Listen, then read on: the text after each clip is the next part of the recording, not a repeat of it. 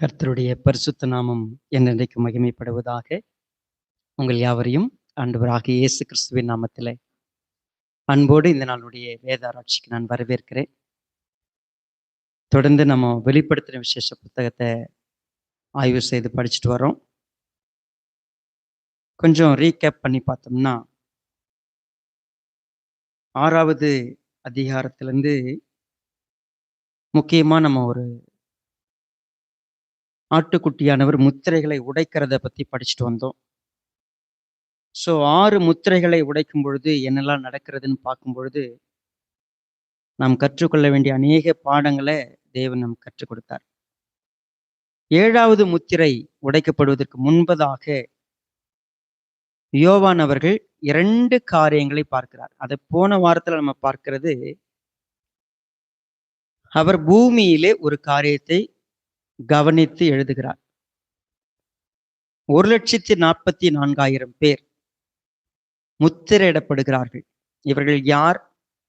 இஸ்ரவேல் கோத்திரங்களிலே ஒரு கோத்திரத்துக்கு 12,000 பேர் என்று சொல்லி 1,44,000 பேர் முத்திரையிடப்படுகிறார்கள். இவர் யார்? இவர்கள் தேவனுடைய ஊழியக்காரர்கள் என்று இவர்கள் அழைக்கப்படுகிறார்கள். இவர்களுடைய பெயர், ஒருவேளை இவங்க யார் அப்படின்னு சொல்லி ஸ்பெசிபிகேஷன் அப்படி பார்த்தோம்னா, ஒவ்வொரு கோத்திரமா நம்ம எடுத்து பார்க்கிறப்போ 12 கோத்திரங்கள்ல 2 கோத்திரங்கள் விடுபடுகிறது. இந்த 2 கோத்திரங்களுடைய பெயர்கள் விடுபடுகிறது. ஸோ தான் கோத்திரம், எப்ராயிம் கோத்திரம். இந்த எப்ராயிம் கோத்திரம், தான் கோத்திரம் இரண்டும் ஏன் விடுபட்டார்கள், அதுக்குரிய காரியங்களை கடந்த வாரம் நம்ம தியானிச்சோம்.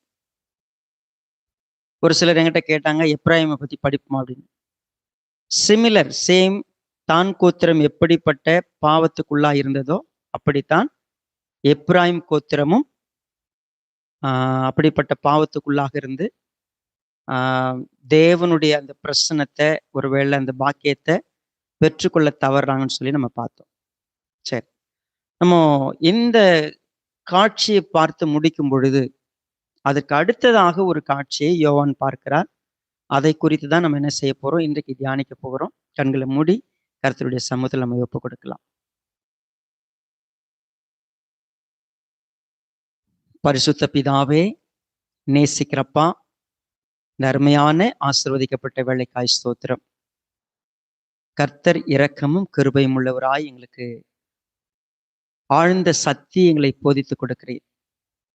சவாலான வேத பகுதிகளை நாங்கள் படிக்கிற பொழுதெல்லாம் எங்கள் ஆத்துமாவுக்கு தேவையான மன்னாவை நாங்கள் பெற்றுக்கொள்ளத்தக்கதாக தாழ்மையோடு தம்முடைய சமூகத்திலே காத்திருக்கவும் கர்த்தர் எங்களிடத்துல பேசவும் எங்களை ஒப்புக் கொடுக்கிறோம்.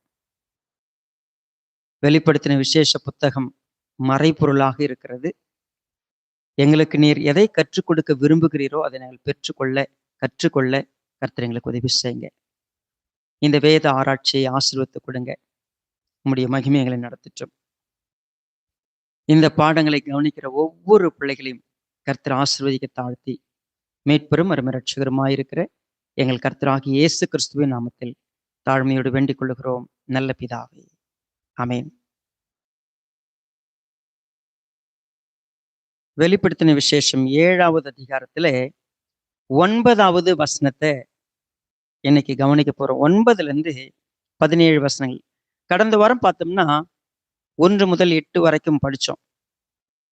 9வது வசனம், இவைகளுக்கு பின்பு நான் பார்த்தபோது இதோ சகல ஜாதிகளிலும் கோத்திரங்களிலும் ஜனங்களிலும் பாஷைக்காரரிடமிருந்து வந்ததும் ஒருவனும் எண்ணக்கூடாததுமான திரளான கூட்டமாகிய ஜனங்கள் வெள்ளை அங்கிகளை தரித்து தங்கள் கைகளில் குருத்தோலைகளை பிடித்து சிங்காசனத்துக்கு முன்பாகவும் ஆட்டுக்குட்டியானவருக்கு முன்பாகவும் நிற்க கண்டேன். அவர்கள் மகா சத்தமிட்டு, ரட்சிப்பின் மகிமை சிங்காசனத்தின் மேல் வீற்றிருக்கிற எங்கள் தேவனுக்கும் ஆட்டுக்குட்டியானவருக்கும் உண்டாவதாக என்று ஆர்ப்பரித்தார்கள். தூதர்கள் யாவரும் சிங்காசனத்தையும் மூப்பர்களையும் 4 ஜீவன்களையும் சூழ நின்று சிங்காசனத்துக்கு முன்பாக முகங்குப்புற விழுந்து தேவனை தொழுது கொண்டு, ஆமேன், எங்கள் தேவனுக்கு துதியும் மகிமையும் ஞானமும் ஸ்தோத்திரமும் கனமும் வல்லமையும் பெலனும் சதா காலங்களிலும் உண்டாவதாக, ஆமேன் என்றார்கள். சரி, ஒரு அருமையான ஒரு பேசேஜ் இது. யோவான் அவர்கள் முதல் அந்த 7வது அதிகாரத்தினுடைய முதல் பகுதியில can you check?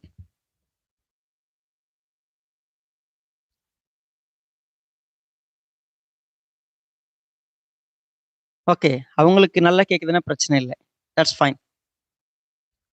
ஓகே, யோவான் முதல் பகுதியில எதை பார்க்கிறார் அப்படின்னா, பூமியில 1,44,000 பேர் முத்திரை போடப்பட்டார்கள். இது பூமியில பார்க்கிற ஒரு காட்சி. இரண்டாவது அவர் பார்க்கிற காட்சி பரலோகத்துல நடக்கிற காட்சி. இப்ப 7வது சாப்டர் 2ஆ பிரிச்சுக்கலாம். ஒன்று பூமியில பார்க்கிற காட்சி, இரண்டாவது பரலோகத்துல பார்க்கிற காட்சி. சரி, இப்ப நம்ம எல்லாருமே பூமியில இருந்து நம்முடைய கண்ணை கொஞ்சம் உயர்த்தி பரலோகத்தினுடைய காட்சியை நம்ம கொஞ்சம் இமேஜின் பண்ண பார்க்கலாம். பரலோகத்தை பத்தி நம்ம 4வது சாப்டர்லயே படிக்க ஆரம்பிச்சிட்டோம். நான் திறந்த வாசலை பார்த்தேன். 4வது சாப்டர்னுடைய பிகினிங் போய் நம்ம கொஞ்சம் ரிட்டர்ன் போய் பார்க்கலாம். இவைகளுக்கு பின்பு இதோ பரலோகத்திலே திறக்கப்பட்டிருந்த ஒரு வாசலை கண்டேன். முன்னே எக்கால சத்தம் போல என்னுடனே பேச நான் கேட்டிருந்த சத்தமானது, இங்கே ஏறிவா, இவைகளுக்கு பின்பு சம்பவிக்க வேண்டியவைகளை உனக்கு. இப்ப அங்க போனா அங்க என்னெல்லாம் பார்த்தாரு? வானத்தில் ஒரு சிங்காசனம் வைக்கப்பட்டிருந்தது. அந்த சிங்காசனத்தின் மேல் ஒருவர் வீற்றிருந்தவர் பார்வைக்கு வச்சிர கல்லுக்கும் பதுமராகத்துக்கும் ஒப்பாயிருந்தார். அந்த சிங்காசனத்தை சுற்றி ஒரு வானவில் இருந்தது. அது பார்வைக்கு மரகதம் போல் தோன்றியது. சரி, இதை நம்ம கவனிச்சு பார்க்கலாம். மறுபடியுமா he sees a vision, ஒரு ஒரு ஒரு காட்சியை பார்க்கிறாரு. சிங்காசனத்தின் மேல தேவன் வீற்றிருக்கிறார். ஸோ எப்பொழுதும் நம்ம என்ன செய்யக்கூடாது, இப்போ ஒரு இந்த வசனத்தை படிக்கும் பொழுதே ஜஸ்ட் இமேஜின், தேவன் சிங்காசனத்தின் மேல வீற்றிருந்தார்னா அந்த மெஜஸ்டி, அந்த மகிமை எப்படி இருக்கும்? சாதாரணமா நம்ம இன்னைக்கு பார்க்கிற ஒரு சிறப்பான ஒரு விஷயம், நம்ம ஒரு செலிப்ரேஷன் வச்சிருக்கிறோம்னு வச்சுக்கோங்க. ஒரு செலிப்ரேஷன் அப்படின்னு சொன்னா வி டெக்கரேட். நம்ம வந்து மலர்களால் என்ன செய்யறோம்? அலங்கரிக்கிறோம். ஸ்பெஷலா ஒரு ஆனிவர்சரி, கிறிஸ்மஸ், ஈஸ்டர், ஒரு இந்த நம்முடைய சபை வளாகத்தை என்ன செய்யறோம்? அலங்கரிக்கிறோம், சுத்திகரிக்கிறோம். எவ்வளவு சிறப்பா வைக்க முடியும் நம்ம சிறப்பா வைக்க பார்க்கிறோம். சரி, தேவன் ஆராதனைக்குரியவர். அவர் தன்னுடைய சிங்காசனத்துல வீற்றிருக்கிறார். அந்த ஒரு காட்சி சாதாரணமா நம்ம ஒருவேளை இன்றைக்கு படிக்கிறப்போ நமக்கு எப்படி தெரியலாம்? ஒரு வேளை நமக்கு நம்முடைய கற்பனைக்கு எட்டாதது போல இருக்கலாம். யோவான் பார்க்கிறார் அந்த காட்சியை. அவர் உட்கார்ந்து இருக்கிறாரு, பக்கத்துல ஆட்டுக்குட்டியானவர் இருக்கிறத பார்க்கிறார். இது 2 விஷயங்களையும் எப்பொழுது நம்ம வாசித்தாலும் சரி, something there is a special. நம்ம இதுவரைக்கும் படிச்ச விஷயங்களை விட ரொம்ப முக்கியமான ஒரு விஷயத்த, ஏன்னா இது கடைசி வரைக்கும் நம்மளை கூட்டு போக போகுது. எங்க வரைக்கும் நம்ம போயிட்டு எங்க இருக்க போறோமோ அந்த ஸ்தலத்தை நம்ம பார்க்கிறோம் அப்படின்னு சொன்னா, நம்ம மறுபடியும் 7வது அதிகாரம் 9வது வசனத்துல பாருங்க. நான் பார்த்தபோது இதோ சகல ஜாதிகளிலும் கோத்திரங்களிலும் ஜனங்களிலும் பாஷைக்காரிலும் இருந்து வந்ததும் ஒருவனும் எண்ணக்கூடாதுமான திரளான கூட்டமாகிய ஜனங்கள் வெள்ளை அங்கிகளை தரித்து தங்கள் கைகளில் குருத்தோலைகளை பிடித்து சிங்காசனத்துக்கு முன்பாகவும் ஆட்டுக்குட்டியானவருக்கு முன்பாகவும் நிற்க கண்டேன். பரலோக காட்சியில சிங்காசனத்தின் மேல ஒருவர் வீற்றிருக்கிறார். அவர் எப்படி இருக்கிறார்? 4வது அதிகாரத்துல வாசிச்சோம். ஆட்டுக்குட்டியானவர் அங்க இருக்கிறார். சோ இப்ப எல்லாரும் வந்து அங்க முன்னாடி நிக்கிறாங்க. எவ்வளவு பேர் நிக்கிறாங்க பாத்தீங்கன்னா, ஒருவரும் எண்ணக்கூடாததுமான எனக்கு ரொம்ப ஆச்சரியமா இருக்கு. எவ்வளவு நம்புறது? நம்ம இந்த பேசேஜை படிக்கும்பொழுது நம்ம நினைவுகளை எங்க போனோம்? ஆண்டவர் ஒரு நாள் ஆபிரகாமை கூப்பிட்டார். நான் உன்னை ஆசீர்வதிப்பேன்னு சொன்னார். எப்படி ஆசீர்வதிப்புன்னு சொல்லும் பொழுது, வெளியே வான்னு கூப்பிட்டு நட்சத்திரங்கள் என்ன சொன்னார்? உன்னால என்ன கூடுமான்னு கேட்டார். எண்ண முடியாது. உன் சந்ததி எப்படி இருக்கும்? மணலை எண்ண முடியுமா? எண்ண முடியாது. உன்னுடைய சந்ததி அவ்வளவு இருக்கும். உனக்குள் சகல ஜாதிகளும் ஆசீர்வதிக்கப்படும் சொன்னார். சோ நியூமரஸ்ன்னு சொன்னா கவுண்ட் பண்ண முடியாது. எல்லா ஜாதின்னு சொன்னா தயவு செய்து நிறைய பேர் தப்பா புரிஞ்சுக்கிறாங்க. இப்ப நம்ம தமிழ்நாட்டுல போய் நம்ம இந்தியாவில் சொல்ற மாதிரி ஜாதி நம்ம ஜாதி ஒரு ஆக்சுவலா இது எதை குறிக்கிற வார்த்தை? நாம் எந்த வழியில பிறந்திருக்கிறோம்னு சொல்ற வார்த்தை அது. இது ஒருவரை விட ஒருவர் மேலானவங்க கீழானவங்கன்னு சொல்ற வார்த்தை இல்லை. ஆக்சுவலா டிஸ்கிரிமினேஷனை யார் உருவாக்கிட்டது? தொழில் ரீதியா இங்க உருவாக்கிட்டாங்க. ஆனா இந்த வார்த்தை எதற்கு பயன்படுத்தப்படுகிறது? இனம், கோத்திரம், ஜாதி இது எல்லாம் என்ன சொல்ல வருகிறது அப்படின்னு சொன்னா, நான் எந்த குடும்பத்தை சார்ந்தவன் என்று சொல்லுவதற்காக அது ஒரு குடும்பம் இன்னொரு குடும்பத்தை விட மேலானதோ உயர்வானதோன்னு பிரிக்கிறதுக்காக சொல்லப்பட்ட வார்த்தை இல்லை.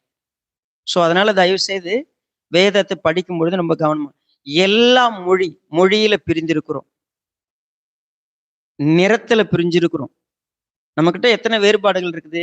மொழி வேறுபாடு இருக்கிறது, இன வேறுபாடு இருக்கிறது, நிற வேறுபாடு இருக்கிறது. இவையெல்லாம்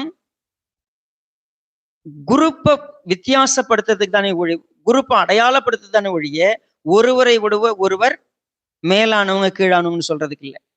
சோ எல்லா விதமான மக்களிலிருந்தும் தேவனுக்கு முன்பாக ஒரு பெரும் திரளான கூட்டம் நிற்கிறது. இந்த கூட்டம் வெள்ளை அங்கி தரித்திருக்கிறார்கள், கைகளில் குருத்தோலை பிடித்திருக்கிறார்கள். 2 அடையாளங்கள் அவங்களை குறித்து சொல்லப்படுகிறது. ஒன்று, அவர்கள் வெள்ளை அங்கி தரித்திருக்கிறார்கள். 2 குருத்தோலைகளை பிடித்திருக்கிறார்கள். சோ இதை படிக்கும் பொழுது ஒரு விஷயத்தை புரிஞ்சுங்க. கிறிஸ்தவர்கள் ஒரு குறிப்பிட்ட சாரார் இந்த உலகத்துல கலர் ட்ரெஸ் போட மாட்டாங்க. வெறும் வெள்ளை உடை மாத்திரமே போடுறவங்க இருக்கிறாங்க. நீங்க பார்த்துருப்பீங்க. லேடிஸ் இருந்தாலும் சரி, ஜென்ஸ் இருந்தாலும் சரி, தே ப்ரிஃபர் ஒயிட் ட்ரெஸ். ஏன் அவங்க அந்த மாதிரி ட்ரெஸ் போடுறாங்க? பரலோகத்தில் நாங்க போட்டிருக்க போற ட்ரெஸ் எந்த ட்ரெஸ்ஸு? வெள்ளை ட்ரெஸ், கலர் ட்ரெஸ்லாம் கிடையாது. ஸோ அதனால நாங்க என்ன பண்ண போறோம்? இனிமே ஒயிட் ட்ரெஸ் தான் எங்களுக்கு ட்ரெஸ் அப்படின்னு சொல்லி வெள்ளை அங்கி தரிக்கிறார்கள். ஆக்சுவலா இது ரைட்டா அப்படின்னு பார்த்தா ஒரு விஷயத்தை நம்ம புரிஞ்சுக்கணும். வெண்ணங்கி என்பது நம்முடைய உடையை குறிக்கிற வார்த்தை அல்லது. சோ நமக்கு 2 அடையாளங்கள் சொல்லப்படுகிறது. வெண்ணங்கி பரிசுத்தவான்கள் என்பதற்கான அடையாளம். 2 குருத்தோலைகள் என்பது வெற்றி பெற்றவர்களுக்கான அடையாளம். 2 விஷயங்கள். ஒன்று, இவர்கள் பரிசுத்தவான்கள். 2, இவர்கள் வெற்றி பெற்றவர்கள். சரிங்களா? 2 அடையாளம் அவங்களுக்கு சொல்லப்படுது. தேவனுடைய சிங்காசனத்துக்கு முன்பாக எல்லா ஜாதி, கோத்திரம், ஜனம், பாஷைக்காரர் அத்தனை பேரும் வந்து நிக்கிறாங்க. இவர்கள் குருத்தோலைகளை கையில பிடிச்சிருக்கிறாங்க, வெள்ளை அங்கி தரித்திருக்கிறாங்க. ரோப் அப்படின்னு பாத்தீங்கன்னா அவங்களுக்கு என்ன அப்படின்னா, அவர்கள் பரிசுத்தவான்கள் என்று அடையாளம் காணப்படுகிறார்கள். சோ பரிசுத்தவான்கள் அடையாளம், இவங்க பரிசுத்தவான்கள். சரி, இப்ப சொல்லுங்க, இந்த உலகத்துல வெள்ளை ட்ரெஸ் போட்டவங்க எல்லாம் பரிசுத்தவான்களா? இல்ல. சரி, கையில குருத்தோலை பிடிச்சவங்க எல்லாம் ஜெயிச்சிட்டவங்களா? இல்ல. இது பரலோகத்துல நம்ம பார்க்கிற காட்சி. சோ அதற்கு என்ன விஷயம் இருக்கிறது?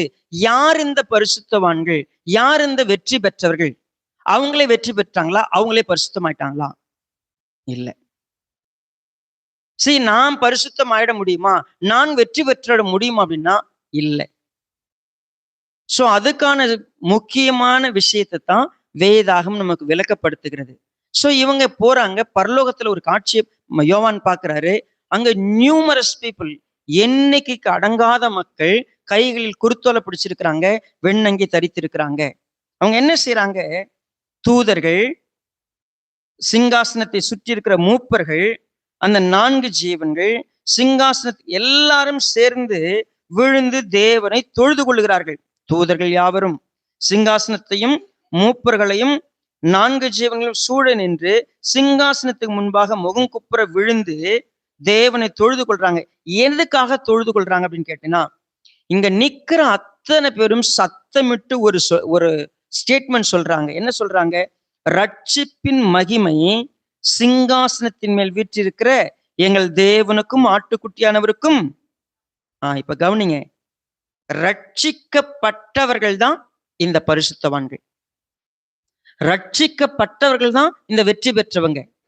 ரட்சிப்பினுடைய மகிமை என்ன? ஒரு நாள் நான் தேவனுக்கு முன்பதாக போய் நிற்பேன், அவருடைய மகிமையில நிற்பேன். பிளீஸ் புரிஞ்சுக்கங்க, நாமெல்லாம் வெற்றி பெற்றவர்களாக, ஆண்டவராக இயேசு கிறிஸ்து சொன்னாரு, நான் இதோ உலகத்தை என்ன பண்ணேன்? ஜெயிச்சிட்டேன். பிசாசு அவர் என்ன பண்ணாரு? ஜெயிச்சிட்டார். ஜெயிச்சவர் சொன்னாரு, திடன் கொள், நீயும் ஜெயிக்க முடியும். ஜெயம் கொள்ளுகிறவன் எவனோ அவன் என்னோடு கூட என்ன பண்ணுவான்? நம்ம அப்படிதான் வாசித்தோம். சபைகளுக்கு என்ன சொன்னாரு? ஜெயம் கொள்ளுகிறவன் எவனோ. எல்லா சபைக்கும் எழுதுறாரு, யார் ஜெயிக்கிறவனோ. இப்ப யார் இந்த ஜெயிக்கிறவங்க?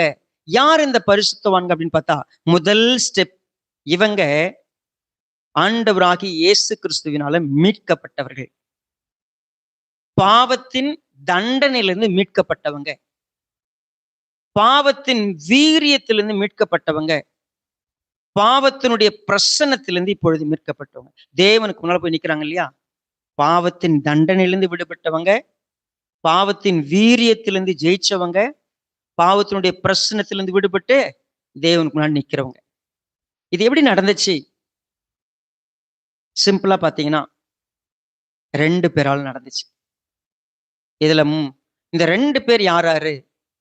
இந்த ரட்சிப்பை திட்டமிட்ட தேவன், ரட்சிப்பை எனக்கு கொண்டு வந்து கொடுத்த ஆண்டவராக இயேசு கிறிஸ்து. தயவு செய்து ஒரு காரியத்தை புரிஞ்சுக்கங்க, ரட்சிப்புக்கு 3ஆவதா யாராவது ஒருத்தவங்க இதுக்கு உதவி செய்ய முடியுமா அப்படின்னா யாருமே இல்லை. நல்ல கவனிச்சுங்க, பிதாவாகிய தேவன், ஆண்டவராகிய இயேசு கிறிஸ்து இதை எனக்குள்ள கொண்டு வந்து உயிர்ப்பிக்கிறதுக்கு ஆவியானவர். எந்த மனுஷனாவது இதுக்கு யாராவது ஏதாவது பண்ண முடியுமா? இப்ப நான் உங்களுக்கு பிரசங்கம் பண்ணிட்டு இருக்கிறேன், நீங்க ரட்சிப்படைறதுக்கு ஏதாவது என்னால பண்ண முடியுமானா ஒரே ஒரு சதவீதம் கூட என் பங்குதல் இல்லை. இந்த மைக் என்ன வேலை செய்து அந்த வேலையை தான் நான் செஞ்சுட்டு இருக்கிறேன். இந்த மைக் என்னைக்காவது நான் எத்தனை பேர் ரட்சிப்படைய செஞ்சேன்னு சொல்லி ஏதாவது கிரெடிட் எடுத்துக்க முடியுமா? நோ. என்னால அவங்க ரட்சிக்கப்பட்டாங்க. நான் தான் அவங்களுக்கு சுவிசேஷன் சொன்னேன், நான் தான் அவங்கள சர்ச்சுக்கு கூட்டிட்டு வந்தேன், நான் தான் இப்படி பண்ணேன்னு எந்த கிரெடிட் என்ன பண்ண முடியாது, யாரும் எடுத்துக்க முடியாது. எந்த மனுஷனுக்கும் அந்த கிரெடிட்டே கிடையாது. நாம எல்லாம் அவருடைய ஊழியர்கள், நாம அந்த வேலையை செய்யறோம். பட் வேலை செய்யறவங்க, அதாவது நடுகிறவனாலும் இல்லை, நீர் பாய்ச்சறவனாலும் இல்லை, யாரதான் வேலையை செய்ய முடியும்? ஒருத்தர் தான். அப்போ ரட்சிப்பின் மகிமை என்பது ஒருத்தருக்கு தான் சொந்தம், தேவனுக்கு தான். அந்த தேவனுடைய திட்டத்தை நம்ம கிட்ட கொண்டு வந்து சேர்த்தது யாரு? ஆண்டவராகிய இயேசு கிறிஸ்து. அதை நமக்குள்ள கிரியை செய்ய முடியும் உணர்வை கொடுத்தது பரிசுத்த ஆவியானவர். பரிசுத்த ஆவியானவர் இல்லைன்னா நமக்கு இது எல்லாமே நம்ம உயிர்ப்பிக்கப்பட்டிருக்கவே முடியாது. சரி, இப்ப நம்ம பார்ப்போம், அவர் என்ன சொல்றாரு? ரட்சிப்பின் மகிமை சிங்காசனத்தில் மேல் வீற்றிருக்கிற எங்கள் தேவனுக்கும் ஆட்டுக்குட்டியானவருக்கும் உண்டாவதாக என்று ஆர்ப்பரித்தார்கள். சரி, இப்ப கவனிங்க, உண்மையாகவே நான் ரட்சிப்பு அப்படிங்கிற ஒரு விஷயத்த இதுவரைக்கும் எப்படி பார்த்திருக்கிறேன்? அநேக நேரங்கள்ல இந்த இடத்துக்கு போறத இயேசுவான ஒரு பேரை சொல்லிட்டா, நான் சர்ச்சில் இருந்துட்டா, நான் பைபிள் படிச்சுட்டா, நான் ஜெபம் பண்ணிட்டா, ஒரு சில கடமைகளை செஞ்சுட்டா நான் இந்த இடத்துக்கு போயிட முடியும் அப்படின்னு ஒரு சிலர் என்ன பண்றோம், நமக்கு நாமே நம்பிக்கிறோம். ஆனா ஆக்சுவலா இந்த சாப்டர் மட்டும்தான் இந்த இடத்துக்கு வர்றதுக்கு 2 முக்கியமான தகுதி இருந்தாதான் இந்த இடத்துக்கு வர முடியும். அது என்ன 2 தகுதி பாருங்க. நம்ம அந்த 2 தகுதி நான் கொஞ்சம் பின்னால உங்களுக்கு சொல்லித்தரேன். பின்னால 14வது வசனத்துல வருது. சரி, இப்ப நம்ம என்ன செய்ய போறோம்? ரட்சிக்கப்பட்டவர்கள் எல்லா அந்த ரட்சிப்பின் மகிமை சிங்காசனத்துல வீற்றிருக்கிறவருக்கும் ஆட்டுக்குட்டியாருக்கும் உண்டாவதாகன்னு சொல்லி ஆர்ப்பரிக்கும் போது எல்லாம் தொழுது கொள்றாங்கல்ல. தொழுது கொள்ளும் பொழுது 12வது வசனத்துல என்ன சொன்னாங்க? எங்கள் தேவனுக்கு துதியும் மகிமையும் ஞானமும் ஸ்தோத்திரமும் கனமும் வல்லமையும் சதா காலங்களிலும் உண்டாவதாக. ரைட். இப்போ ஆமேன் ஆமேன்னு சொல்றேன் இல்லையா?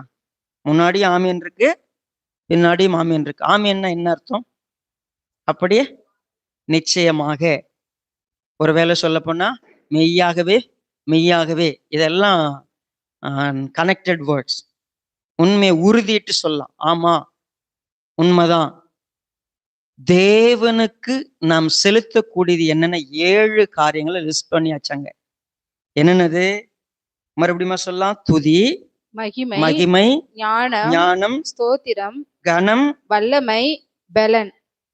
நம்ம ஜெபத்துல ஆண்டவராகிய இயேசு கிறிஸ்து நமக்கு சொல்லி கொடுக்கும் பொழுது, பிரேயர்ல ரொம்ப முக்கியமா கடைசியா ஆட் பண்ணும் பொழுது, சரிங்களா, நம்ம என்ன சொல்லுவோம்?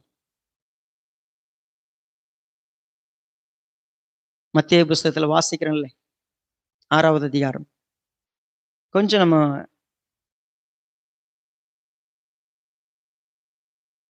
ராஜ்யமும் வல்லமையும் மகிமையும் என்னென்றைக்கும் ஏன் இப்படி எல்லா இடங்களிலும் சொல்லப்படுகிறது? துதியாகட்டும், மகிமையாகட்டும், ஞானமாகட்டும், ஸ்தோத்திரமாகட்டும், கனமாகட்டும், வல்லமையாகட்டும், பலனாகட்டும், சதா காலங்களும் யாருக்கு உண்டாயிருக்கணும்? தேவனுக்கு உண்டாயிருக்கணும்.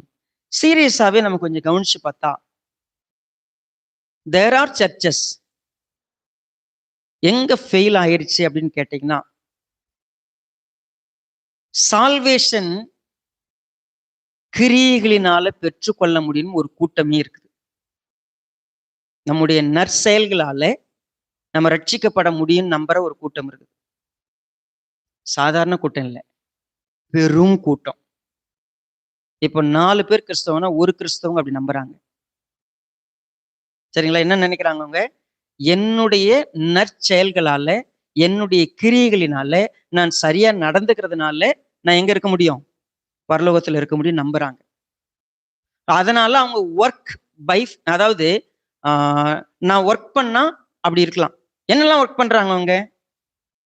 They believe they on their work. அவங்க நடந்து கொள்ளக்கூடிய ஒவ்வொரு செயலும் இட்ஸ் கவுண்டபிள். ஆனா நாம என்ன சொல்றோம்? எந்த ஒரு கிரியைகளினாலும் நான் ரட்சிக்கப்பட முடியாது. ஆனால் ரட்சிக்கப்பட்டவர்கள் எப்படி இருக்கணும்? கிரியை செய்யணும்.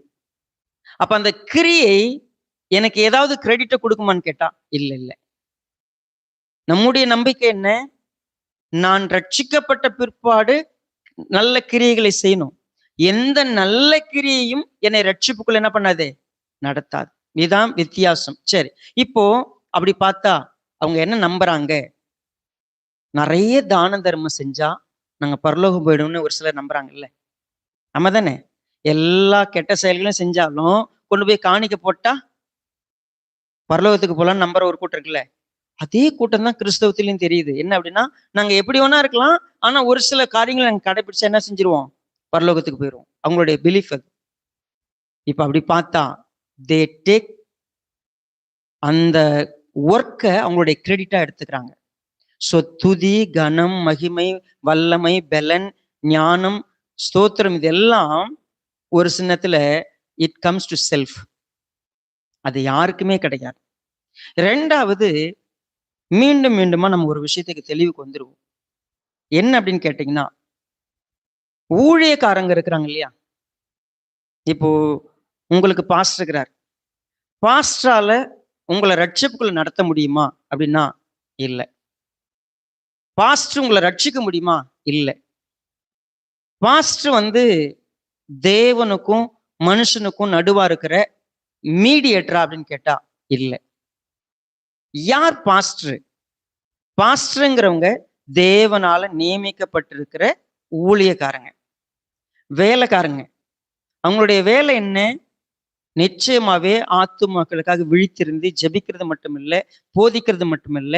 ஷெப்பர்ட் அப்படின்னு சொன்னா பிரதான மேய்ப்பன் எப்படிப்பட்டவரா இருக்கிறாரோ அந்த மேய்ப்பனுடைய சாயலை தரித்து ஒருவரை நடத்தக்கூடியவங்க, சபையை கண்காணித்து நடத்தக்கூடியவங்க. சரி, இப்ப அப்படி பாத்தீங்கன்னா we can respect. நம்ம உண்மையாவே அவங்களுக்குரிய கனத்தை, அவங்களுக்குரிய மரியாதையை நம்ம கொடுக்கறது அவசியம். பட் உண்மையாவே ஊழியக்காரங்க வொர்ஷிப் பண்ணப்படலாமா அப்படின்னு கேட்டா நெவர். ஆராதனைக்குரியவங்க யாரு கிடையாது? ஊழியக்காரங்க கிடையாது. சரி, ரெஸ்பெக்டுக்கும் மரியாதைக்கும் ஆராதனைக்கும் என்ன வித்தியாசம்? சரி, நிறைய நேரங்கள்ல நம்ம எப்படி பார்க்கிறோம் அப்படின்னு பார்த்தீங்கன்னா, ஊழியக்காரங்க ஸ்பெஷலா தேவனிடத்திலிருந்து ஏதோ தனித்துவமான வல்லமை பெற்று, அவங்க அதிகாரம் பெற்று, அவங்க கை வச்சா எனக்கு குணம் கிடைக்கும், அவங்க ஜெபம் பண்ணா எனக்கு விடுதலை கிடைக்கும், அவங்க தான் ஏஜென்ட் போல வச்சுக்கிட்டு அவங்க இல்லைன்னா ஒண்ணுமே கிடையாதுங்கிற இடத்துக்கு போறதுங்கிறது வொர்ஷிப். ஒரு ஊழியக்காரங்க தான் சகலமும். எங்களுக்கு கடவுள் அடுத்தது ஃபர்ஸ்ட் யாரு? ஊழியக்காரங்க. ஊழியக்காரங்க தான் எல்லா மரியாதைக்குரியவங்க, எல்லா விஷயமும் அவங்க தான். It's not like that.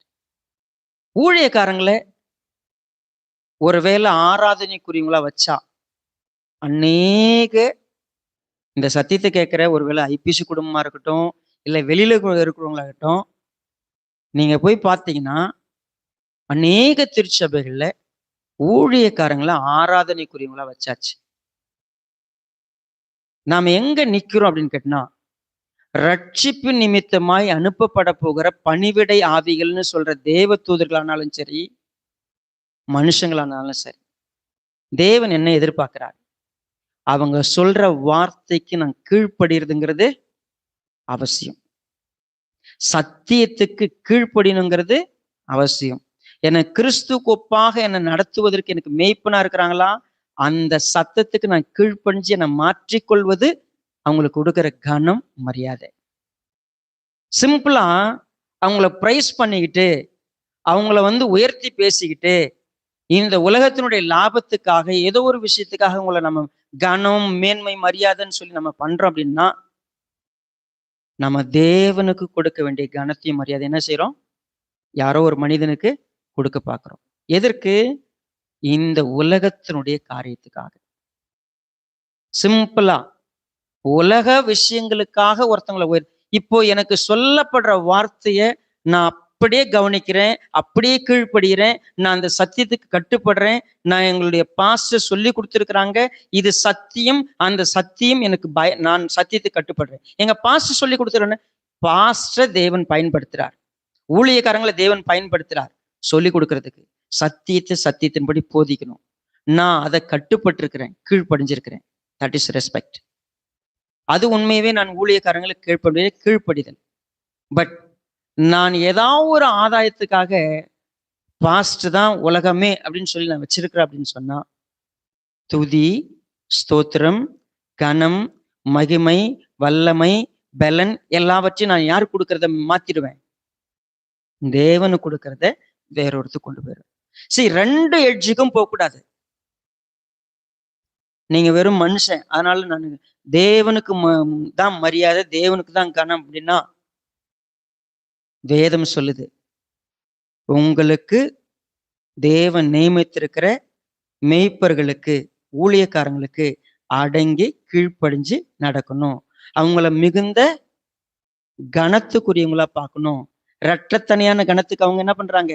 பாத்திரம் வழங்க இருக்கிறாங்க. நீங்க அந்த இடத்துல நிக்கிறத அங்க நிக்கலனாலும் தப்பு. எல்லா புகழ்ச்சியும் உண்மை ஒரு மனுஷன் மேல கொட்டிட்டு தேவனை விடுறதும் ரெண்டு எட்ஜையும் நம்ம பார்க்கணும். நான் இப்படி இல்லைன்ட்டு இப்படியும் போய் இந்த பக்கம் சாயக்கூடாது, இந்த பக்கம் போறேன்ட்டு இந்த பக்கமும் சாயக்கூடாது. So we should know. ஏன்னா ரட்சிப்பின் மகிமை சிங்காசனத்தில் விட்டிருக்கிற என்னது? தேவனுக்கு, ஆட்டுக்குட்டியானவருக்கு. இது வேற யாருக்கானா? யாருக்கும் இல்லை. பட் உண்மையாவே நான் தேவனை எப்படி மதிப்பேன்? காண்கிற என்னுடைய சகோதரனிடத்துல நான் எப்படிப்பட்ட உறவை நான் எஸ்டாப்ளிஷ் பண்ணியிருக்கிறேன். எனக்கு கொடுக்கப்படுகிற வார்த்தை, இன்னைக்கு நான் இப்போ உட்காந்து பைபிள் ஸ்டடியில் உட்கார்ந்து இருக்கிறேன். ஸ்டீஃபன் பேசுறாருன்னு கவனிப்பனா, தேவன் பேசுறாருன்னு கவனிப்பனா. எனக்கு ஸ்டீஃபன் ரொம்ப அற்புதமா மெசேஜ் கொடுத்தாருன்னு நினைப்பனா, தேவன் என்கிட்ட அற்புதமா பேசினார்னு நான் நினைப்பேனா. உண்மையாகவே நான் அப்படி கவனிக்கணும்னா ஐ ஷுட் நோ, உண்மையாவே நிற்கிற மனிதனை குறித்து குறையில்லாமல், வருத்தம் இல்லாமல், சந்தேகம் இல்லாமல் நான் எப்படி கவனிக்கணுமோ அப்படி கவனிச்சாதான் யார் பேசுறது எனக்கு கேட்கும். அதனாலதான் சொல்றேன், இது சரியாய் நூல் பிடிச்ச இடத்துல கொஞ்சம் மிஸ் பண்ணோம்னாலும் இந்த பக்கம் விழுந்துருவோம், இல்லைன்னா இந்த பக்கம் விழுந்துருவோம். மரியாதை கொடுக்குறங்கிற பேர்ல மனுஷனை மட்டும் பார்த்துட்டுன்னா தப்பாயிரும். நான் மதிக்க மாட்டேன்னு சொல்லிட்டு நான் கர்த்தரை மதிப்புன்னு சொல்லிட்டு இங்க மதிக்கலைன்னா இந்த பக்கம் விழுந்துருவோம். சோ ஒரு நேரோவான ஒரு விஷயம் இது. அப்ப நான் என்ன செய்ய போறேன்? ரட்சிப்பின் மகிமை தேவனுக்கு நான் கொடுப்பேன்னு சொன்னா எப்படி அவங்களால கொடுக்க முடிச்சு? அவங்க யாரையும் மதிக்காதவங்களா? உண்மையாகவே நான் என்னை எங்கு ஏற்படுத்தி இருக்கிறாரோ நான் அங்கு எப்படிப்பட்ட உணர்வோடு இருந்திருக்குன்னா, சிம்பிளா சொல்றேன், இவங்க பரிசுத்தவான்களா வந்து நின்னதுக்கு அடிப்படை காரணம் என்ன? 2 முக்கியமான விஷயங்களை வேதம் சொல்லுது. அது என்னன்னு பாருங்க. குறிப்பா 13வது வசனத்துக்கு வாங்க. அப்பொழுது மூப்பர்களில் ஒருவன் என்னை நோக்கி, வெள்ளை அங்கிகளை தரித்திருக்கிற இவர்கள் யார்? எங்கே இருந்து வந்தார்கள் என்று கேட்டான். இப்ப பாருங்க, யோவான் அந்த காட்சியை பார்த்துக்கிட்டு இருக்கிறாரு. வழக்கமா யோவான் தான் அந்த கேள்வியை கேட்பாரு. தூதர்களை பார்த்து இல்லை யாரை பார்த்தாவது இது என்ன அது என்னன்னு கேள்வி கேட்டுப்பாரு. இப்ப இவர் உத்து பார்த்துக்கிட்டு இருக்கிறப்போ கேள்வி யார் கேட்கறது? அங்க இருக்கிற 24 மூப்பர்ல ஒரு மூப்பர் என்ன பண்றாரு? கேள்வி கேட்கிறாரு. யாரை பார்த்து? யோவானை பார்த்து. எப்பா இவங்க எல்லாம் யாருன்னு உனக்கு தெரியுமா? இந்த வெள்ளை இங்க தெரிச்சிருக்கிறாங்கல்ல, இவங்க எங்கிருந்து வந்தாங்க, யார் இவங்க அப்படின்னு கேள்வி கேட்கிறார். 14வது வசனம். அதற்கு நான், ஆண்டவனே எனக்கு அது தெரியுங்க, ஏற்கனவே இவங்கெல்லாம் எங்கிருந்து வருவாங்கன்னு எனக்கு தெரியும். அப்படியா? அது உமக்கே தெரியும் என்றேன்.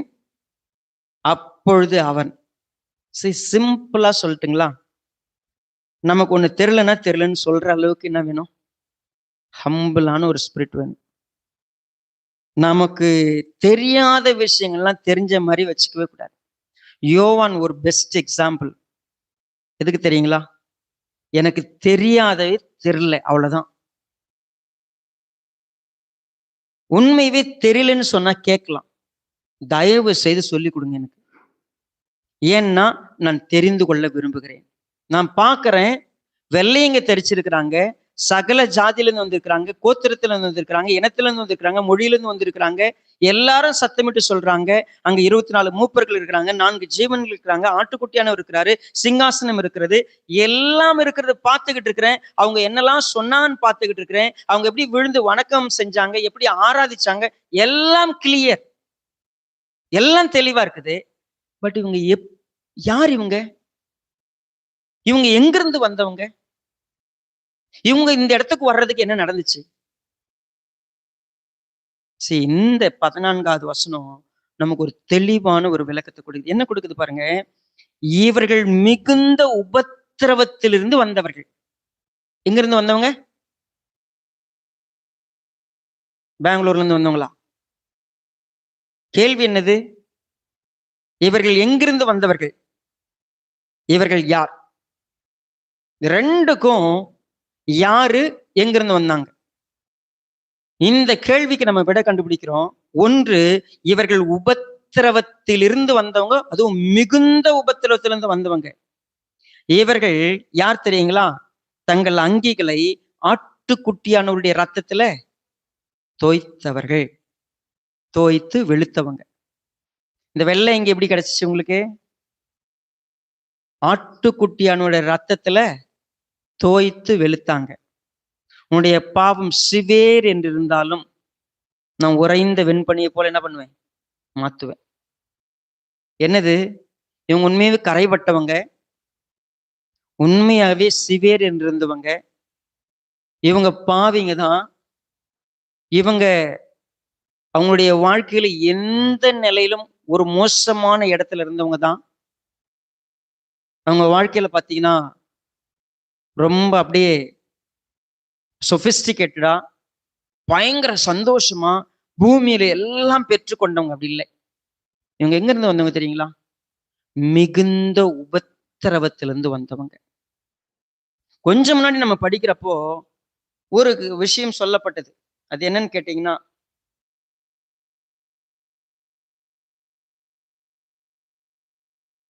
6வது அதிகாரத்திலே 9வது வசனம் பாருங்க. 5ஆம் முத்திரையை உடைத்த பொழுது தேவ வசனத்தின் நிமித்தமும் தாங்கள் கொடுத்த சாட்சி நிமித்தமும் கொல்லப்பட்டவருடைய ஆத்துமாக்களை பலிபீடத்தின் கீழே கண்டேன். அவர்கள் பரிசுத்தமும் சத்தியமும் உள்ள ஆண்டவரே, தேவரீர் பூமியின் மேல் குடியிருக்கிறவிடத்தில் எங்கள் இரத்தத்தை குறித்து எதுவரைக்கும் நியாய தீர்ப்பு செய்யாமலும் வாங்காமலும் இருப்பீர் என்று மகா சத்தமிட்டு கூப்பிட்டார்கள். அப்பொழுது அவர்கள் ஒவ்வொருவருக்கும் வெள்ளை அங்கிகள் கொடுக்கப்பட்டது. அன்றியும் அவர்கள் தங்களை போல கொலை செய்யப்பட போகிறவர்களாகிய தங்கள் உடன் பணிவிடைக்காரரும் தங்கள் சகோதரமானவர்களின் தொகை நிறைவாகும் அளவும் இன்னும் கொஞ்சம் காலம் இளைப்பாற வேண்டும் என்று அவர்களுக்கு சொல்லப்பட்டது. அப்போ வெள்ளை அங்கிகள் அவர்களுக்கு கொடுக்கப்பட்டது. இன்னும் சொல்ல போனா இவர்கள் எல்லோரும் கொலை செய்யப்பட்டவர்கள், மிகுந்த உபத்திரவத்தை சந்திச்சவங்க. பெரிய கேள்வி இது. என்னது? ஜஸ்ட் கொஞ்சம் நம்முடைய போக்கஸை இந்த வசனத்துக்குள்ள கொண்டு வரலாம். யார் இவங்க? எங்கிருந்து வந்தவங்க? இவங்க இயேசுவின் ரத்தத்தினால கழுவப்பட்டவங்க. முடிஞ்சிருச்சா? இல்ல. இவங்க மிகுந்த உபத்திரவத்திலிருந்து வந்தவங்க. சரி, ப்ராப்ளம் என்ன அப்படின்னு கேட்டீங்கன்னா, உபத்திரவப்படுற எல்லாருமே பரலோகத்துக்கு போயிடுவாங்களா? பெரிய கேள்வி இருக்கு. நான் பயங்கரமா கடன் வாங்கிட்டு உபத்திரவப்படுறேன், நான் பரலோகத்துக்கு போயிடலாமா? நான் ஒருவே கொடிய தரித்திரமுடையவன், ஏழை, அதனால நான் பரலோகத்துக்கு போயிடுவேனா? இப்ப ரெண்டும் மேட்ச் ஆகணும். ஒண்ணு, இயேசுவின் ரத்தத்தினால கழுவப்பட்டு இவருடைய பாவம் சுத்திகரிக்கப்பட்டு வெண்மையாக்கப்பட்டவங்க, பரிசுத்தமாக்கப்பட்டவங்க. அதே நேரத்துல இன்னொரு குவாலிட்டி இருக்குது, இவங்க உபத்திரவப்பட்டவங்க. இதை நீங்க மேட்ச் பண்ணிட்டீங்கன்னா பரலோகத்துல போய் நிற்கக்கூடிய தகுதி எப்பொழுது வரும்? எல்லா கனமும் எல்லா மகிமையும் துதியும் வல்லமையும் பலனும் எல்லாம் கர்த்தருக்குரியதுன்னு சொல்ற இடத்துக்கு போய் நின்னாங்கன்னா இவங்க என்ன பண்ணிருக்கிறாங்க? சிம்பிளஸ்டா சொல்ல போனா எந்த கனத்தையும் மகிமையும் தங்களுக்குரியதான் அவங்க பார்க்கவே இல்லை. எந்த ஒரு விஷயத்துக்கும் தங்களுக்கு மகிமை உண்டாயிருக்கணும், தங்களுக்கு கனம் உண்டாயிருக்கணும், தங்களுக்கு மேன்மை உண்டாயிருக்கணும், தங்களுக்கு துதி உண்டாயிருக்கணும், தங்களுக்கு புகழ்ச்சி உண்டாயிருக்கணும்னு சொல்லி வாழ்ந்தவங்க இவங்க இல்லை. இன்னொருத்தரை யாரையாவது புகழ்ந்து இல்லை, இன்னொருத்தருக்கு யாருக்காவது ஏதாவது செலுத்தி இந்த உலகத்துல வாழணும்னு இருந்தவங்களான்னு கேட்டா அப்படி இல்லை. இவங்க என்ன பண்ணாங்க? உபத்திரவப்பட்டாங்க. ஏன் அப்படின்னா, நாம் ஒரு சின்ன பிரச்சனை வந்தா அந்த பிரச்சனையிலிருந்து எப்படி தப்பலான்னு பாக்குறோம். மேக்சிமம் பூமியில் இருக்கிற மனிதனுடைய வாழ்க்கை என்னன்னு கேட்டீங்கன்னா, எனக்கு பிரச்சனை வேண்டாம், எனக்கு எந்த சங்கடமும் இருக்கக்கூடாது. சங்கடம் வந்துச்சுனாவே, பிரச்சனை வந்துச்சுனாவே அதுல இருந்து எப்படியா தப்பிச்சுக்கலான்னு பார்ப்பேன். அதை அனுபவிக்க நான் விரும்புறதில்லை. நம்ம கொஞ்ச நாளைக்கு முன்னாடி, இப்போ 2 வாரத்துக்கு முன்னாடி படிச்சோம். என்ன படிச்சோம்? ஆண்டவராக இயேசு கிறிஸ்து கெத்செமனே தோட்டத்துல பிரேயர் பண்றார். இந்த பாத்திரம் என்னை விட்டு நீங்க கூடுமானால் நீங்கும்படி செய்யும். எந்த பாத்திரம்? நம்ம படிச்சோம், ஏசாயாவுல தான் படிச்சோம் அந்த வார்த்தையை. தேவனுடைய உக்கிரகத்தை ஊற்றுகிற பாத்திரம். எந்த பாத்திரம்? ஆண்டவராக இயேசு கிறிஸ்து எடுத்துக்கொள்ள போற பாத்திரம். He is going to take ஒரு முக்கியமான ஒரு வெசல் அவர் எடுத்துக்க போறார். அது என்னது?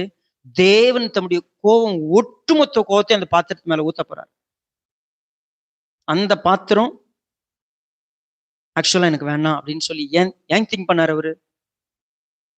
ஏன் அப்படி யோசித்தாரு? உண்மையவே உபத்திரவத்தை பார்த்து பயந்துட்டாரா? இல்ல. சரி, நாம எல்லாரும் எப்படின்னு கேட்டீங்கன்னா, எல்லோருமே நல்லா இருக்கணும், சந்தோஷமா இருக்கணும், ஜாலியா இருக்கணும். எந்த கஷ்டமும் நமக்கு இருக்கக்கூடாது, துன்பமோ கஷ்டமோ நமக்கு இருக்கக்கூடாதுன்னு நினைக்கிறேன். சரி, இந்த மைண்ட் செட்டப்பே தான் நம்மள என்ன செய்ய தெரியுங்களா? எந்த பாவத்தையும் நம்ம வாழ்க்கையில அனுமதிக்க வைத்து விடுகிறது. நாம ஏன் ஜெயம் கொள்ளுவதில்லை, வெற்றி பெறுவதில்லைன்னு கேட்டா, பாவத்தை ஜெயிச்சவங்களா நம்ம கேட்டா, ஒரு பாவத்தை ஜெயிக்கணும்னா ஒரு சில உபத்திரவத்தை நம்ம சந்திச்சுதான் ஆகணும். ஒரு சில உபத்திரவத்தை நம்ம எடுத்துதான் ஆகணும், ஒரு சில பாவத்தை ஜெயிக்கணும்னா. நாம என்ன தெரியுங்க செய்வோம்? அந்த ஜெயத்தை விட்டு கொடுத்துட்டு பாவத்தை எடுத்துப்போம். எக்ஸாம்பிள் சொல்றேன். நமக்கு நல்லா தெரியும், பொய் சொன்னாதான் அதுல நம்ம மாட்டாம தப்பிப்போம். உண்மையை சொன்னோம்னா தண்டனை வரும். உண்மையை சொன்னா நம்ம மாட்டிப்போம், நம்ம பேர் கெட்டு போயிடும். நம்முடைய உண்மை தெரிஞ்சிச்சுன்னா நம்ம அவமானப்படணும். அவமானப்படக்கூடாது, அசிங்கப்படக்கூடாது, கஷ்டப்படக்கூடாதுங்கிறதுக்காக ஒரு சின்ன பொய் சொன்னா எல்லாம் மறைஞ்சிரும். இப்ப நம்ம என்ன செய்வோம்? அவமானத்தை எடுத்துக்க மாட்டோம், அசிங்கத்தை எடுத்துக்க மாட்டோம், கஷ்டத்தை எடுத்துக்க மாட்டோம். ஈஸிவே ஒரு சின்ன பொய். பாருங்க, இங்க நிக்கிறாங்க திரளான ஒரு கூட்டம். அந்த கூட்டம் ரட்சிப்பின் மகிமை தேவனுக்குரியது, ஆட்டுக்குட்டியானவருக்குரியது அப்படின்னு சொல்லி அவங்க எல்லா மகிமையும் தேவனுக்கு செலுத்துறதுக்கு பாத்திரவான்களா போய் நிக்கிறதுக்கு காரணம் என்னன்னு கேட்டா, இவங்க மிகுந்த உபத்திரவத்திலிருந்து வந்தவங்க. என்ன உபத்திரவம்? ஈஸியா எல்லா சந்தோஷத்துக்காக தங்களை விட்டு கொடுத்தவங்க இல்லை. இவங்க பாவத்தை பரவாயில்லன்னு சொல்லி பாவத்து மேலே படுத்துட்டு போனவங்க இல்லை. ஈஸியா பாவத்தை இருக்கட்டும் அப்படின்னு போனவங்க கிடையாது. தங்கிட்ட ஒரு சின்ன விஷயம் தப்பா இருக்குது, அது கர்த்தருக்கு பிரியம் இல்லாம இருக்குதுன்னு சொன்னா அதை உடனடியா வெளுத்தவங்க இவங்க, துவைச்சு எடுத்துட்டுவங்க. ரெண்டாவது, அதை சுத்தம் பண்றதுக்கு வரக்கூடிய எந்த கஷ்டத்தையும் ஏத்துக்கிட்டவங்க, எந்த உபத்திரவத்தையும் பொறுத்துக்கிட்டவங்க. ஒரு பாவத்தை வேற இருக்கிறதுக்காக கண்ணை புடுங்கி எடுக்கணும்னா எடுத்தவங்க இவங்க. இனிமே இந்த பாவம் வரக்கூடாதுன்னா எதெல்லாம் கட் பண்ணுமோ அதை கட் பண்ணவங்க. இவங்க உபத்திரவப்பட்டவங்க. இவங்க பாவத்தை ஜெயிக்கிறதுக்காக இயேசுவின் துணையில நின்னவங்க. ஆண்டவரே என்னால முடியாது, என்னால முடியாது, உங்களால முடியும், உங்களால முடியும்னு சொல்லி கர்த்தரையே பிடிச்சுக்கிட்டு இருந்தவங்க இவங்க. இவங்க என்ன பண்ணல தெரியுமா? தனக்கும் கிரெடிட் கொடுக்கல, தன்னை சுத்தி இருக்கிற எதுக்கும் அவங்க விட்டு கொடுக்கல. அவங்களுக்கு முழுக்க முழுக்க கர்த்தருக்கு விட்டு கொடுத்தவங்க. கிறிஸ்தவத்துல நம்ம இருக்கிறோம், பல வருஷமா இருக்கிறோம், நமக்கு நிறைய சத்தியங்கள் சொல்லி கொடுக்கப்படுகிறது. ஸ்டில் இந்த இடத்துல இன்னைக்கு நிற்கும் போது கூட சரி, நாமும் ஒரு சில நேரத்துல பாவத்துக்கு சரி இது இருக்கட்டும், இது பரவாயில்ல, அப்புறம் திருத்திக்கலாம், அப்புறம் மாத்திக்கலாம்னு சொல்லி ஒரு சில பாவங்களை என்ன பண்றோம்? பரவாயில்லன்னு விட்டு வைக்கிறோம். ஏன்னா நமக்கு அதனால ஒரு சில லாபம் இருக்குது. நம்ம ஒரு சில பாவத்தை துணிகரமா செஞ்சுக்கிட்டு இருக்கிறோம். ஏன்னா அதனால வரக்கூடிய ஒரு ஒரு சில சந்தோஷங்கள் நமக்கு தேவை. இது தப்புன்னு நமக்கு தெரியும், ஆனா அதை நம்ம அப்படியே வச்சிருப்போம். ஏன்னா எனக்கு தெரியும் இயேசுவானவர் எனக்கு இதுக்காக தான் மரிச்சாருன்னு தெரியும், எனக்காக இதுக்காக ரத்தம் சிந்தாருன்னு தெரியும், நான் பாவத்துல இருந்து கழுவப்படணும்னு தெரியணும். ஆனா நம்ம அதை ரெண்டையும் பேலன்ஸ் பண்ணி பார்த்தா ஒரு பாவத்தை விடுறதுக்கு வரக்கூடிய வலியே நான் ஏத்துக்க மாட்டேன். சின்ன உபத்திரவத்தை கூட நான் சகிக்கலனா மகா பெரிய மிகுந்த உபத்திரவத்தை நான் என்ன சந்திப்பேன்? என் பாவத்தை விடுறதுக்காக வரக்கூடிய கஷ்டத்தையே நான் அனுபவிக்கலனா கர்த்தருக்காக எந்த கஷ்டத்தை நான் அனுபவிப்பேன்? இவங்க யாருங்க? இவங்க ஏன் மூப்பர் கேட்டா தெரியுமா? யோவான், இவ்வளவு பெரிய கூட்டத்தை நீ பாக்குறல, இந்த கூட்டத்தில் இருக்கிறவங்களுடைய தகுதி என்ன தெரியுமா? ஒண்ணு, இயேசுவின் ரத்தத்தினால கழுவி சுத்திகரிக்கப்பட்டவங்க. இயேசுவை பின்பற்றுவதனால, வசனத்துக்காக, பரிசுத்தத்துக்காக எந்த பாடையும் உபத்திரவத்தையும் எடுத்துக்கிட்டவங்க. நான் இப்ப சொல்லிக் கொடுக்குறோம், பா இந்த வயசுல கர்த்தரே உனக்கு துணை தேடி தர்றதுக்கு முன்னாடி நீ என்ன பண்ணாத, யாரையும் லவ் பண்ணாதன்னு சொல்லி கொடுத்துன்னு வச்சுங்களேன். பையன் என்ன பண்றான், இல்ல பொண்ணு என்ன பண்ணுது, பார்த்தோன்னே ரைட் இது தப்பு தானே, நான் திருந்த விரும்புறேன். ஓகே, இது தப்புன்னு புரிஞ்சுக்கிறேன். இப்படி சொன்ன மாத்திரத்துல இனிமே செஞ்சதை செய்ய மாட்டேன்னு நிறுத்துற இடத்துல வரணும்னு சொன்னா அது என் மனசுக்கு வலிக்குது. என்னால அதை விட்டு கொடுக்க முடியல. ஆண்டவர் சொல்றாரு, உண்மைதான், தப்புதான், எனக்கு புரியுது. ஆனா இந்த கஷ்டத்தை ஒருத்தரை மறக்கிறதுங்கிறது என்னால செய்ய முடியாது. எப்படி மறக்க முடியும்? நான் லவ் பண்ணுவேன். எப்போ அவங்க கர்த்தருடைய பிள்ளையே கிடையாது. ஓகே, தப்புதான், ஆனா என்னால மறக்க முடியாது. அந்த உபத்திரவத்தை அதை நான் மேற்கொள்ள முடியாம நான் என்ன செய்யறேன், ரட்சிக்கப்பட்டவரை என்ன செய்யறேன், மறுதளிச்சுட்டு எது எனக்கு ரட்சிப்பு கொடுத்தவரை நான் என்ன செய்யறேன், மறுதளிச்சிடுறேன். நீங்க எல்லா பாவத்தையும் பாருங்களேன், எந்த ஒரு பாவமும் நான் உபத்திரவப்படாம பாவத்தை ஜெயிக்க முடியாது. இந்த கஷ்டத்தை நான் சந்திக்க விரும்புறேன், இந்த விஷயத்தை நான் மேற்கொள்ள விரும்புறேன். நம்ம அப்படி செய்யறதில்லை. ரெண்டாவது, ஏன் இப்படி நம்ம செய்யறதில்லை?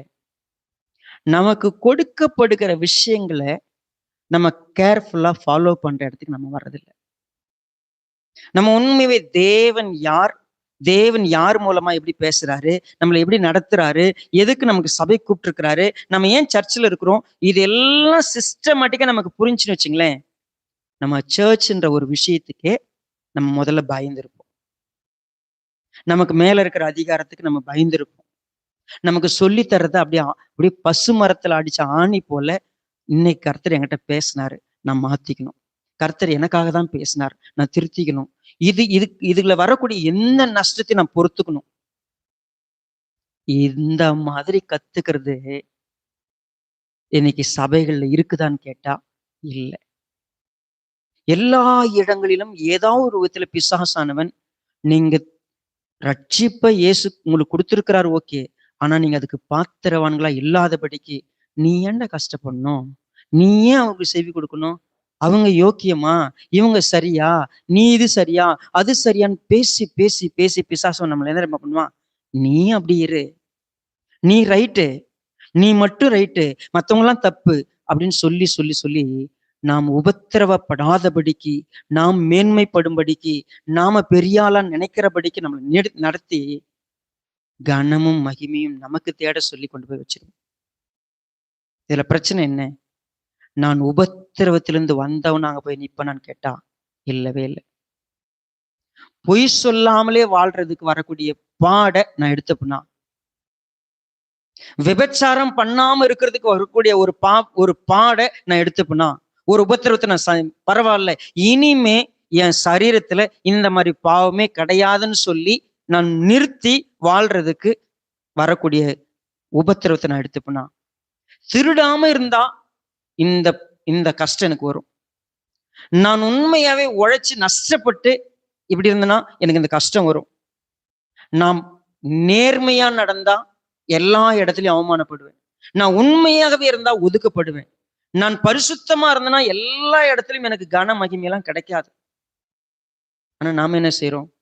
எல்லாரையும் சம்பாதிக்க பாக்குறோம். எல்லாரும் எல்லா இடத்திலும் ஏதாவது ஒரு விதத்துல நான் என்ன செய்யறேன்? மாய்மாலம் பண்ணி வாழ விரும்புறேன். எப்படி போய் பரலோகத்துல கர்த்தருடைய மகிமைக்கு முன்னாடி நான் நிற்பேன்? யார் தெரியுமா இவங்க? உபத்திரவத்திலிருந்து வந்தவங்க, மிகுந்த உபத்திரவத்திலிருந்து வந்தவங்க. ஒவ்வொரு இடத்திலும் எத்தனை பாடு வந்தாலும் நான் கரெக்டா இருப்பேன், பரிசுத்தமா இருப்பேன், கர்த்தரை பற்றிக்கிட்டு இருப்பேன். ஏன்னா அவர் எனக்காக ரத்தம் சிந்தினார். அவங்கதான் அங்க போய் நிற்பாங்க. சோ அது எனக்கு எப்படி வரும்? பேசிக்கா சின்ன வயசுல இருந்து உனக்கு சொல்லி கொடுக்கப்படுறதுக்கு கீழ்ப்படி. இனிமே இந்த பாவத்தை செய்யாத. நான் பிள்ளைங்க கிட்ட சொல்றேன், எப்பா இந்த போன்ல இந்த கேம் விளையாடாதுன்னு சொல்லி தரேன். சரி, இனிமே விளையாட மாட்டேன். நான் பார்க்காதப்போ அதை விளையாடுறப்போ என்னது? ஏன் விளையாடணும்? அந்த சந்தோஷத்தை நான் அடைஞ்சுக்கணும். நான் அப்ப கீழ்ப்படியாதப்போ, எனக்கு சொல்லி கொடுக்கிற அப்பாவானாலும் சரி, பாஸ்டானாலும் சரி, நான் அதுக்கு கீழ்ப்படியலைன்னா நான் பரலோகத்துல போய் எப்படி நிப்பேன்?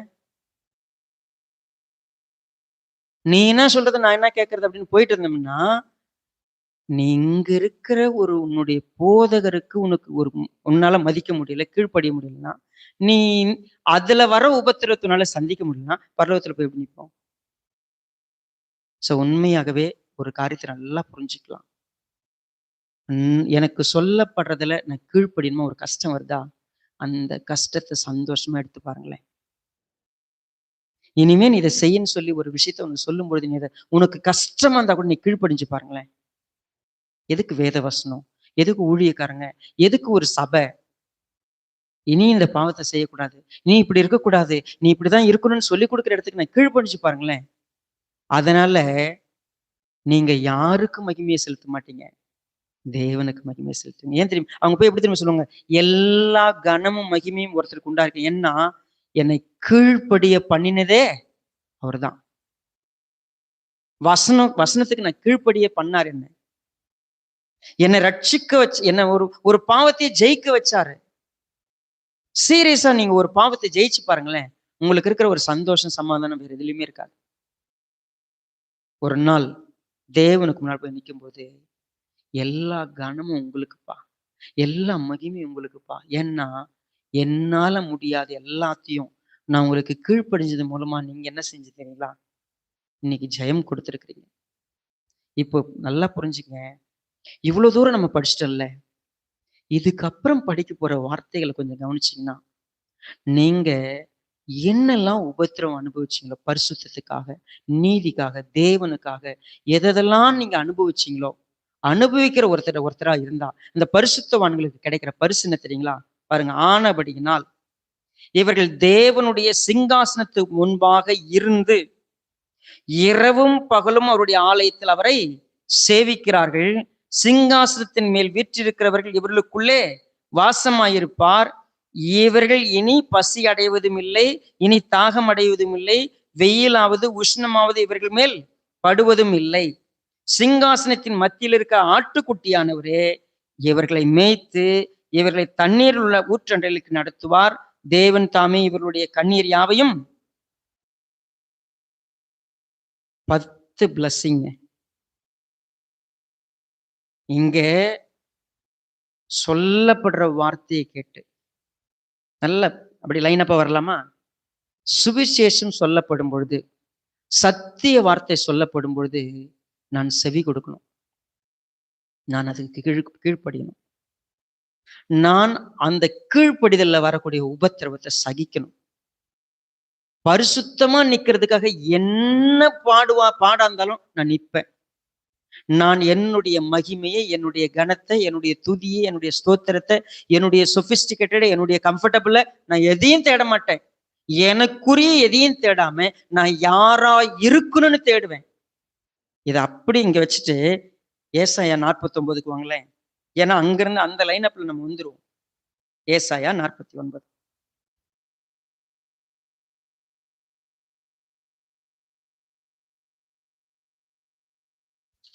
9வது வசனத்தை பாருங்க. கட்டுண்டவர்களை நோக்கி புறப்பட்டு போங்கள் என்றும், இருளில் இருக்கிறவர்களை நோக்கி வெளிப்படுங்கள் என்றும் சொல்லவும், நான் உம்மை காப்பாற்றி உம்மை ஜனங்களுக்கு உடன்படிக்கையாக ஏற்படுத்துவேன். அவர்கள் வழியோரங்களில் மேய்வார்கள், சகல மேடுகளிலும் அவர்களுக்கு மேய்ச்சல் உண்டாயிருக்கும். அவர்கள் பசியாயிருப்பதும் இல்லை, தாகமாயிருப்பதும் இல்லை, உஷ்ணமாகிலும் வெயிலாகிலும் அவர்கள் மேல் படுவதும் இல்லை. அவர்களுக்கு இறங்குகிறவர் அவர்களை நடத்தி அவர்களை நீரூற்றுகள இடத்துக்கு கொண்டு போய் விடுவார். சரி, ஒரு தீர்க்க தரிசனம் சொல்லப்பட்டது. ஏசாயா 49 ஒரு அற்புதமான தீர்க்க தரிசனம். என்ன அப்படின்னு கேட்டா, உண்மையாகவே இருளில் இருக்கிறவர்கள், கட்டுண்டவர்களுக்கு விடுதலையை சொல்லுனா ஆண்டவர் சொன்னாரு, என் தாசனும் நீங்களும் எனக்கு சாட்சிகளா இருக்கிறீங்க. எதுக்கு உங்களை ஏற்படுத்தின? போய் கட்டுண்டவங்க கிட்ட சொல்லுங்க, புறப்படுங்க. இருள் இருக்குங்க சொல்லுங்க, வெளியே வாங்க. இந்த வார்த்தைக்கு ஒரு மனுஷன் செவி கொடுத்தா, யாரெல்லாம் பாவத்தின் அடிமைத்தனத்துல கட்டுண்டு இருக்கிறோமோ, யாரெல்லாம் பாவத்தின் இருளில உட்கார்ந்து இருக்கிறோமோ, அதை செய்யாத வா, நீ ரட்சிப்பு கொள்ளவா. இந்த வார்த்தைக்கு கீழ்ப்படிஞ்சு ஒருத்தன் வந்தாங்கன்னா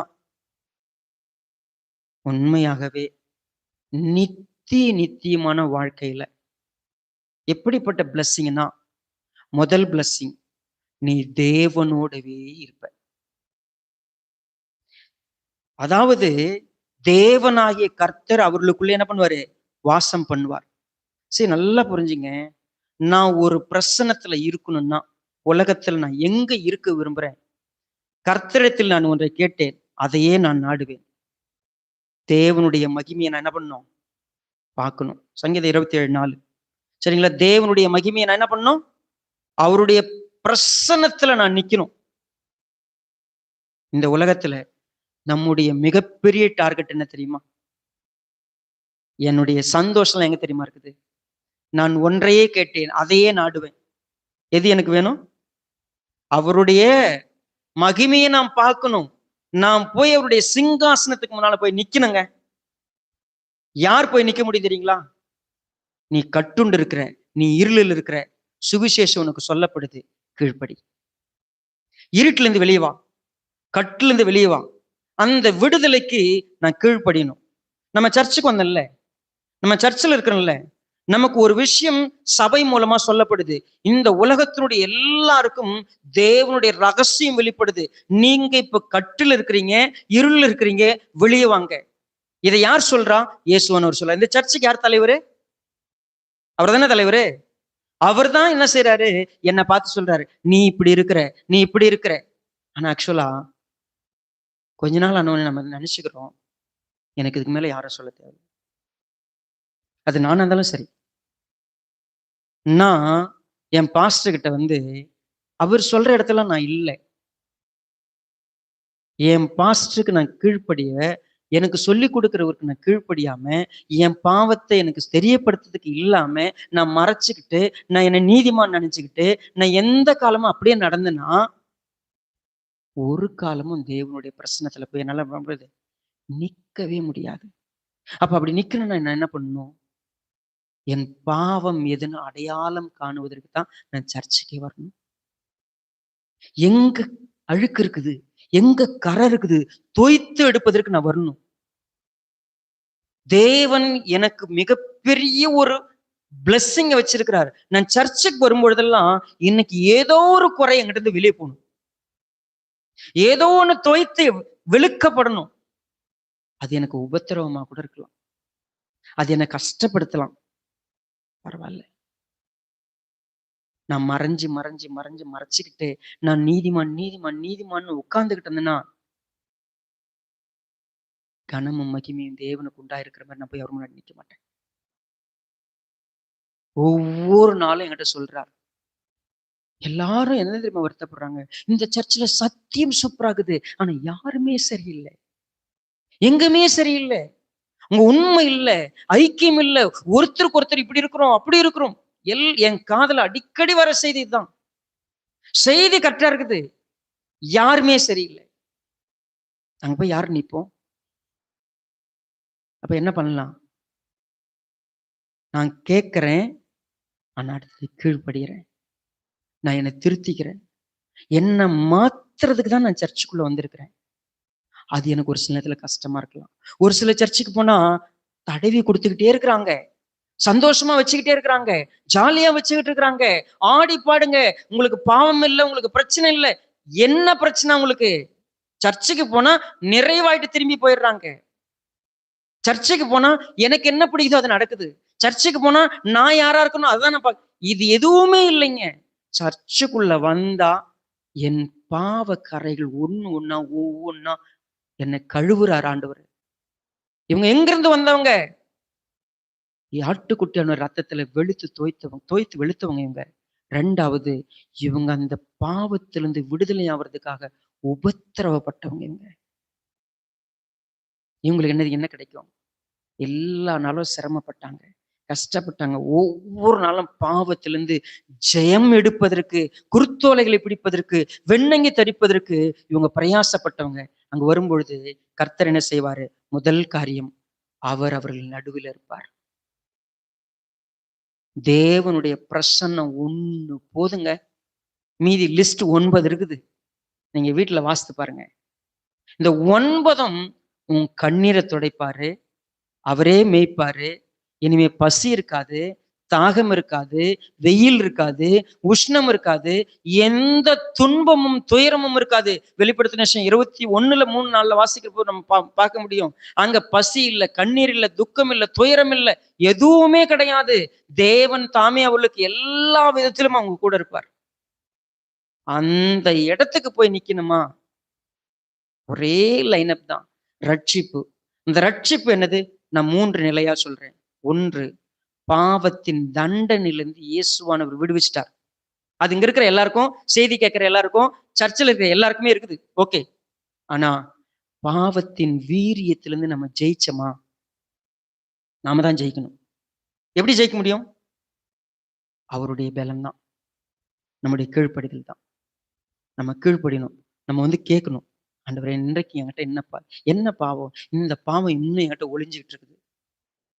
ஒருவேளை நம்ம யோபு மாதிரி சொல்ல முடியாது, ஆதாம் மாதிரி நான் என்ன பாவத்தை மடியில ஒளிச்சு வச்சுதான், அப்படிலாம் இல்லை. என்கிட்ட இருக்கிற ஆண்டவரே, சங்கீதக்கார மாதிரி நான் ப்ரேயர் பண்ணலாம். உமக்கு வேதனை உண்டாக்கும் வழி என்னிடத்தில் உண்டோ என்று பார்த்து என்ன பண்ணுங்க, என்ன நித்திய வழியில் நடத்துங்க. என்கிட்ட நிச்சயம் அது குறையா கூட இருந்திருக்கலாம். திருத்துங்கப்பா. திருத்தம்னா நீங்க யாருக்கு கீழ்படிட்டோம், யாருக்கு கீழே அடங்கியிருக்கட்டும், யார்கிட்ட உட்கார்ந்து எனக்கு சொல்லிக் கொடுங்கன்னு யார்கிட்ட கேட்கட்டும், என்னை திருத்துங்கன்னு யார்கிட்ட சொல்லிட்டோம், என்னை உருவாக்குங்கன்னு யார்கிட்ட சொல்லிட்டோம். நான் பாட்டுன்னு வரேன், நான் பாட்டுன்னு போறேன், நான் பாட்டுன்னு கேட்கிறேன், நான் இன்னும் பரிசுத்தவானாயிட்டேன்னு எனக்கு ஒரு ஃபீல். நான் அங்க போய் நிக்கணும் எப்படி? எந்த பாவத்தை நான் ஜெயிச்சேன், எந்த பாவத்தை நான் விட்டேன், எந்த பாவத்துக்கு இப்ப நான் ஜெயிச்சுன்னு போய் எப்படி குருத்தோலை எப்படி பிடிக்க முடியும்? எனக்கு சர்ச்சுங்க எல்லாமே வேற மாதிரி மாறிடுச்சு. சர்ச் எதுக்கு?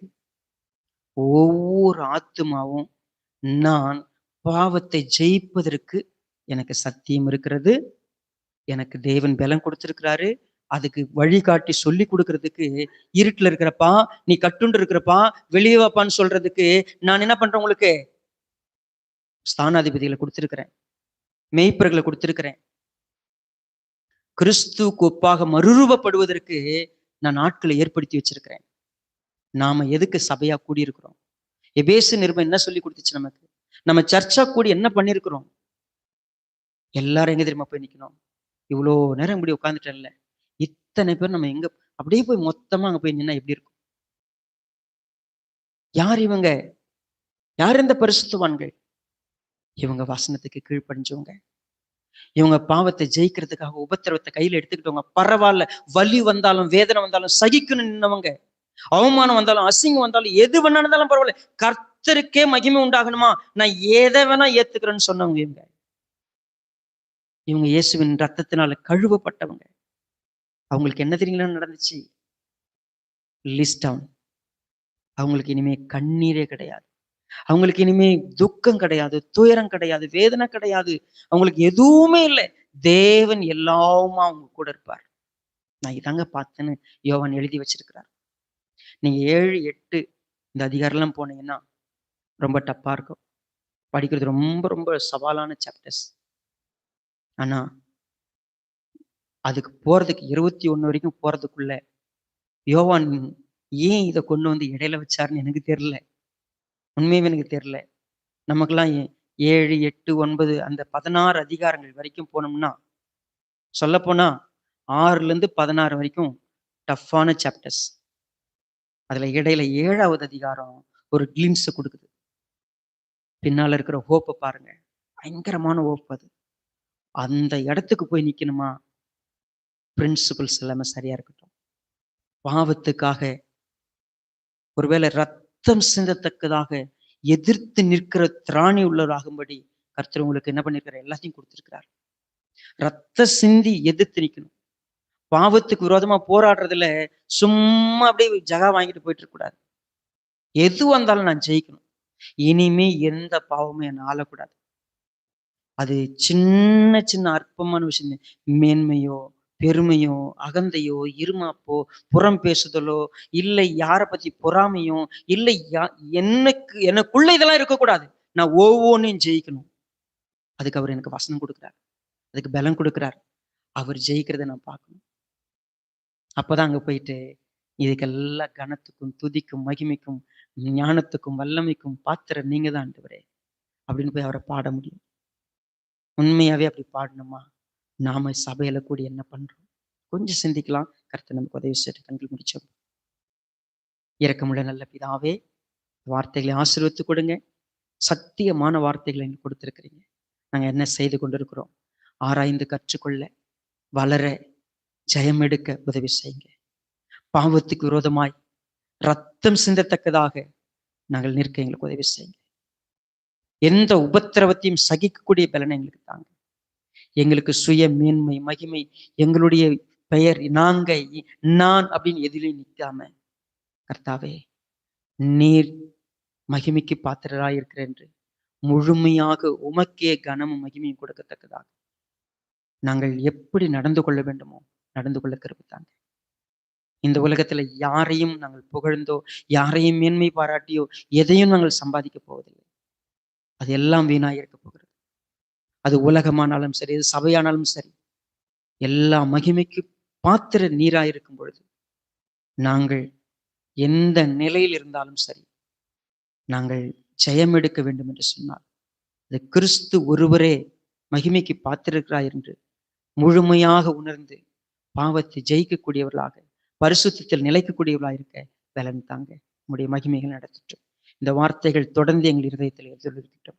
நாங்கள் உம்முடைய வருகையின் பொழுது ஆண்டவருடைய பிரசன்னத்திலே வந்து அவருடைய மகிமையிலே எப்பொழுதும் அவரை தரிசிக்கிறவர்களா இருக்கத்தக்கதாக தேவன் கிருபை பாராட்ட முடியாது இப்போ கொடுக்கிறோம். இயேசு கிறிஸ்துவின் விலையேறப்பட்ட நாமத்தில் தாழ்மையோடு அர்ப்பணித்து ஜெபிக்கிறோம் நல்ல பிதாவே. ஆமென். ஓகே, தேங்க்யூ ஸோ மச் எல்லாருக்கும்.